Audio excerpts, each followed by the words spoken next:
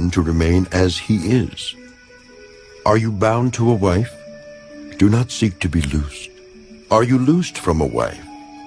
Do not seek a wife. But even if you do marry, you have not sinned. And if a virgin marries, she has not sinned. Nevertheless, such will have trouble in the flesh, but I would spare you.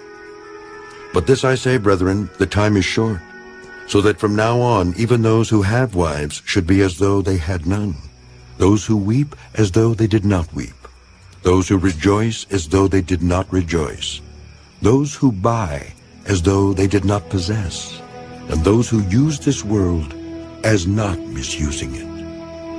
For the form of this world is passing away. But I want you to be without care. He who is unmarried cares for the things of the Lord, how he may please the Lord. But he who is married cares about the things of the world, how he may please his wife. There is a difference between a wife and a virgin. The unmarried woman cares about the things of the Lord, that she may be holy both in body and in spirit. But she who is married cares about the things of the world, how she may please her husband.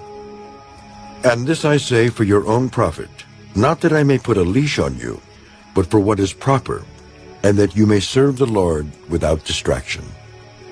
But if any man thinks he is behaving improperly toward his virgin, if she is past the flower of youth, and thus it must be, let him do what he wishes.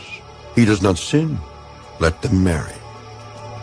Nevertheless, he who stands steadfast in his heart, having no necessity, but has power over his own will, and is so determined in his heart that he will keep his virgin, does well. So then he who gives her in marriage does well, but he who does not give her in marriage does better. A wife is bound by law as long as her husband lives.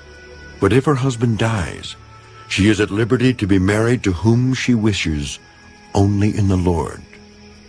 But she is happier if she remains as she is, according to my judgment.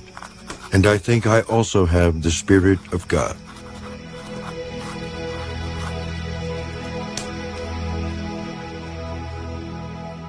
First Corinthians, chapter 8. Now concerning things offered to idols, we know that we all have knowledge. Knowledge puffs up, but love edifies. And if anyone thinks that he knows anything, he knows nothing yet as he ought to know. But if anyone loves God, this one is known by him.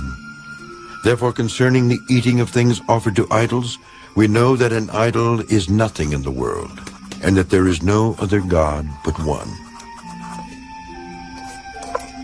For even if there are so-called gods, whether in heaven or on earth, as there are many gods and many lords, yet for us there is one God, the Father of whom are all things, and we for him, and one Lord Jesus Christ, through whom are all things, and through whom we live.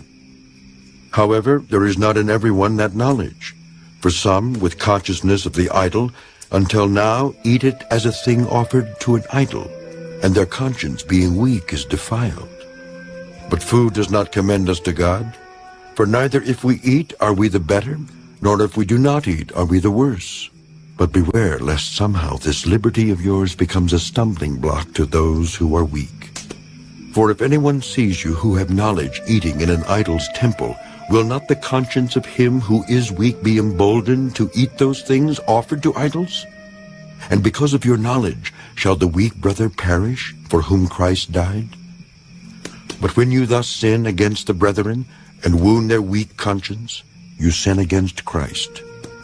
Therefore, if food makes my brother stumble, I will never again eat meat, lest I make my brother stumble.